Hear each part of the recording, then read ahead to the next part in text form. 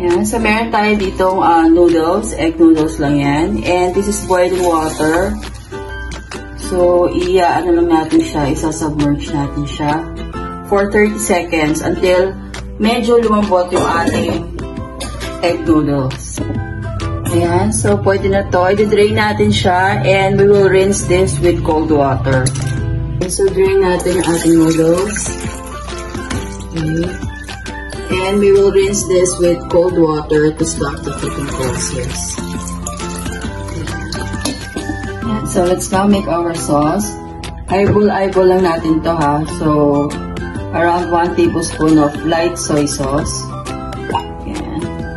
Dark soy sauce. 1 tablespoon din. 1 tablespoon of oyster sauce. Ayan. Tansya lang. Spoon of sugar, dash of white pepper, 1 teaspoon of chicken powder. Okay, and then some sesame oil. So, patak-patak lang. Okay, sear natin. So, ito yung magiging sauce natin. Yan. So, on a high heat, mag-gisa tayo, konting oil lang, unahin na natin yung onions. Okay, so stir fry natin ito mabuti. And then, lagay natin itong white part ng leeks, okay, o yung dahon ng sibuyas na malaki. Okay. So, nakapalo. Okay, now we're going to set this aside, dito lang sa tabi lang, okay. Medyo luto na siya, tsaka very fragrant na. Okay, and maglalagay tayo ng cotton oil. Ayan, oil. Ayan, so mainit na yung ating oil. Lagyan natin yung ating noodles. Then, lagyan na natin yung ating sauce.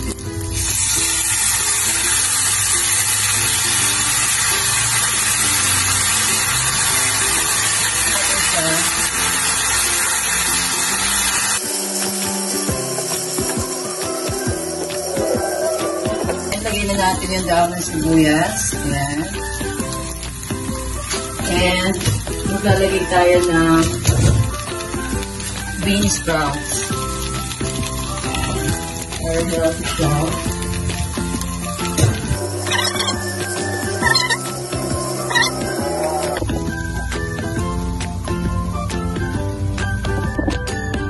So we have a bowl here. Transfer natin ating stir-fried noodles.